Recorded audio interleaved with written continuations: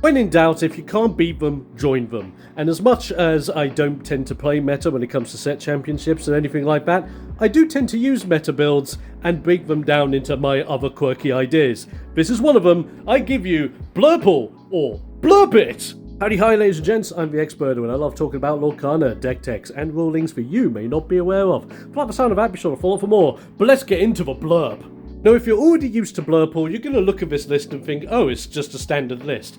But it has its own quirks. For a multitude of reasons, the biggest reason being that I don't own 4 copies of a Dumbo or 4 copies of a Demona, because you know, I'm not rich. And besides, this is another deck that uses the Horned King, because quite frankly, I am a stan for the Horned King, and I will shove him in as many different decks as I can until I get him to work as best as I possibly can. This is my latest experiment with him, and it's all about blurping it. And the idea of this deck is very straightforward. It's your standard Blurple game plan of ramping up, controlling the board with all your different control elements, and going ham. But let's talk about the quirky additions and changes that I've made. First things first, the Horned King. The 4-drop only, and the main reason why we have him in is so that any of my guys, when they get either banished as a result of a challenge on my opponent's turn, or if we decide to bop into something, we can then use the Horned King to return that character back into our hand, and all we have to do is discard a card that, quite frankly, we're not using at that point. And this means, as long as they are banished via a challenge, we can get back Dumbos, we can get back Genies, get back Iagos,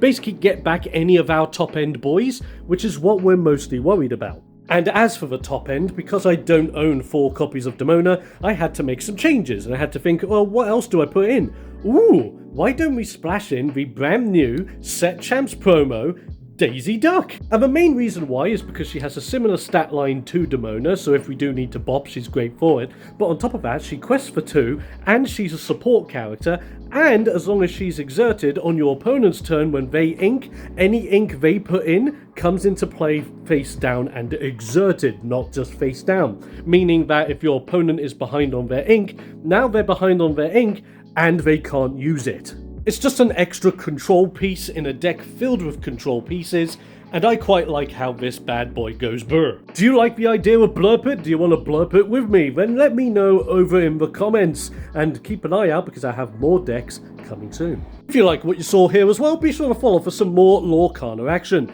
and I'll be seeing you next time.